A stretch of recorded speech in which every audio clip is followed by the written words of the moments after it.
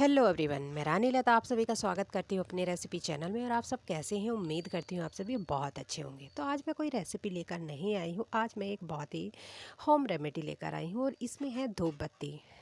ये उस टाइम की बात है जब कोरोना काल था। कोरोना काल में सभी लोग अपने अपने घरों में पता नहीं कैसे कैसे एडजस्टमेंट किया होगा।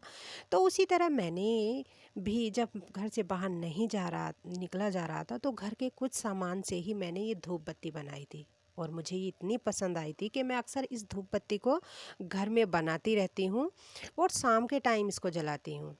तो मैं ये धूप बत्ती बनाने के लिए क्या क्या सामग्री ले रही हूँ मैं आपको दिखाती हूँ। मैंने लिए हैं यहाँ पर काले तिल, एक तेज़पत्ता, कपूर, लौंग और गूगल, हरी इलायची, जौ और सामग्री।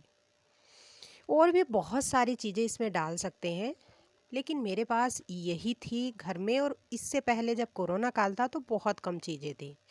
तो तब मैंने धूप बत्ती जलाई तो मुझे इसका बहुत अच्छा रिज़ल्ट मिला। तो मैंने सोचा क्यों ना मैं आप सभी के साथ इस रेमेडी को, यानी कि इस धूप बत्ती की जो मैं बना रही हूँ आपके साथ में शेयर करूँ। तो इन सभी चीज़ों को मैंने अच्छे से साफ़ कर लिया था और सुखा लिया था। अगर थोड़ा बहुत गीला है तो भी सूखना ज़रूरी था, होता है। तो अभी तो ठंड है तो मेरे पास जो है ये सभी सामान एकदम सूखा है। अगर नहीं है तो आप अच्छे से सुखा लीजिए और मिक्सी के जार में डाल कर के पीस लिए बारीक करके। उसके बाद इसको जो है चलनी में छानना है और जो छानस बचेगा उसको फिर से मिक्सी में डाल करके पीसना है। तो इस तरह से मैंने अच्छे से उन सभी सामग्री को छान लिया है और अब मैं इसमें मिक्स करने जा रही हूँ और बहुत सारी चीज़ें जो कि मैं इसको बांधने में, यानी कि इसको बनाने में बहुत ज़्यादा हेल्प करेगी।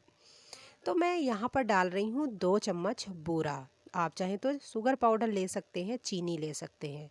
और 2 बड़े चम्मच मैंने यहाँ पर डाला है शहद। शहद डालना ज़रूरी है, मीठा भी डालना ज़रूरी है। और यहाँ पर मैं ले रही हूँ देसी घी। देसी घी ही लेना है, खासकर गाय का। गाय का मिल जाए तो बहुत ही अच्छा है। और हमें घी इतना डालना है जिससे कि इसका एक लड्डू सा बनने लगे, ये अच्छे से गीली हो जाए और इसकी जो धूप बत्ती है वो अच्छे से बनकर तैयार हो जाए। तो बहुत आसान है। अगर आप इस धूप बत्ती को बनाकर घर में जलाएंगे तो आपकी सारी निगेटिविटी और सारी निगेटिव एनर्जी दूर हो जाएगी। तो मैं शाम के टाइम इसको जलाती हूँ तो ये मुझे, यानी कि मेरे घर में बहुत अच्छी सुगंध देता है और इसमें जो है बहुत अच्छी खुशबू आती है। जैसे कि हम कपूर को जलाते हैं ना पानी में डाल करके, उस तरह से आती है। तो इस तरह से ये अच्छे से गीला हो गया था पूरा जो मिक्सचर है। मैंने इसमें घी वगैरह डाल के, सभी सामान डाल के अच्छे से तैयार कर लिया। और फिर हमने हाथ से इस तरह से, आप अपनी पसंद की इस तरह से धूप बत्ती बना सकते हैं। तो मैंने 2 तरह की धूप बत्ती बनाई है, एक तो कपूर रखने की और एक इस तरह की। तो हमें क्या करना है, इस तरह से हमारी जो है धूप बत्ती तैयार हो जाएंगी। तो हमें क्या करना होता है कि हमें इनको धूप में सुखाना होता है। गीली में ये नहीं जलती हैं, मतलब जल जाती हैं लेकिन पूरी नहीं जलेंगी।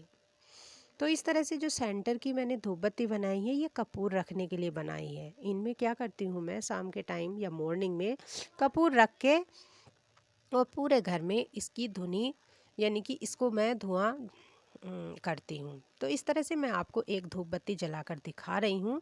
धूप बत्ती आसानी से ये जल जाएगी, लेकिन इसमें एक बात होगी कि अगर ये सूखी नहीं होगी, यानी कि आप इसको अच्छे से सुखाओगे नहीं, तो ये पूरी नहीं जलेगी, सिर्फ उतनी ही जलकर रह जाएगी।